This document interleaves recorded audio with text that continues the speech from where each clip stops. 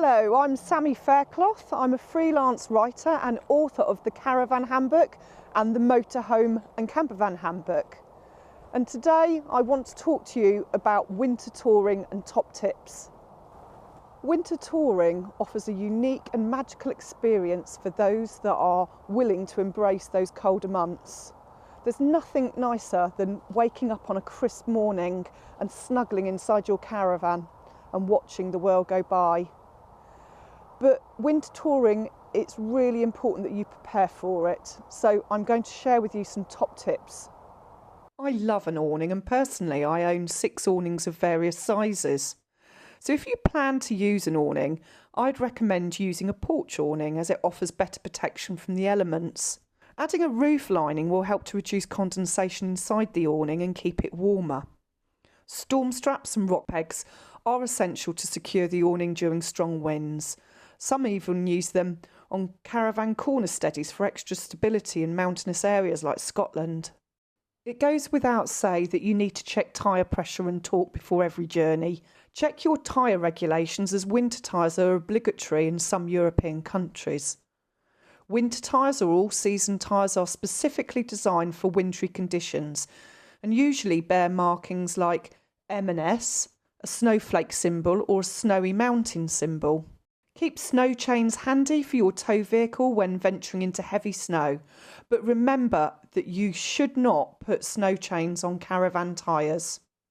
Motorhome and campervan cabs are single glazed, so use a silver thermal screen cover to prevent heat loss. External screens prevent condensation and help keep the windscreen clean and frost-free, which is fantastic if you want to get a quick getaway. Internal screens offer convenient storage and protection from the elements, but they can lead to condensation. Companies like Rainbow Screens and Custom Camping offer some playful designs, adding that personal touch. A question often asked is, which gas cylinders should I take on winter touring trips? And the answer is, you need to take propane. The reason why is because propane, it doesn't freeze until minus 43 degrees, which is obviously really low. The problem with butane is at 3 degrees it starts to freeze. When winter touring, you need to be very mindful of how much electricity you use. Obviously, as I say, we're on a 16 amp hookup here. But the problem with winter touring is everybody else is got their lights on, they've got their heaters on, they may be watching a TV, so everybody is using loads of electricity. So it's a really good idea to be careful with how much you use so that you don't overload the system.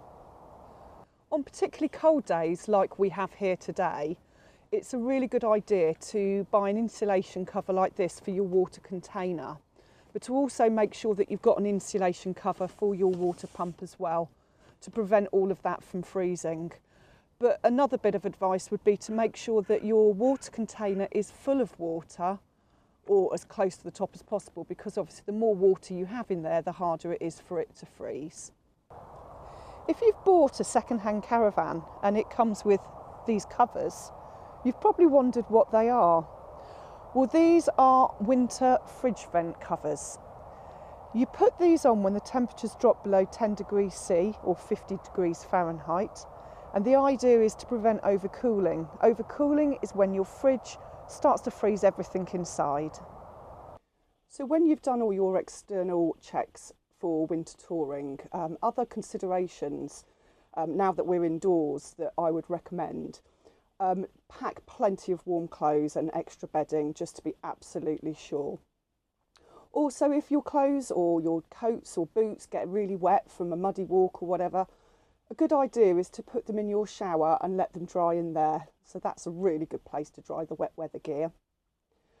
Other stuff to consider is definitely a torch, because at night, obviously the sites, although they do have lights on the hookup posts, sometimes they're not that great, so you might need a torch. So always take a torch with you. If your heating system fails, that will be an absolute nightmare if temperatures are below freezing, like they are here at Love to Stay in Shropshire. So I would advise taking away an additional heater in really, really cold weather. Now this is an oil-fired heater, so there's no naked flames, so they're quite safe to use in a caravan. However, I wouldn't have this on if you're out of the caravan for the day and I probably wouldn't have it running too long at night. So that's something to consider. Also, for those dark evenings, you might want to just entertain yourselves with things like puzzles, cards, or maybe some reading material. There's certainly plenty out there. Embrace the chill and pack your warm weather gear, hit the road and go out on a winter touring adventure.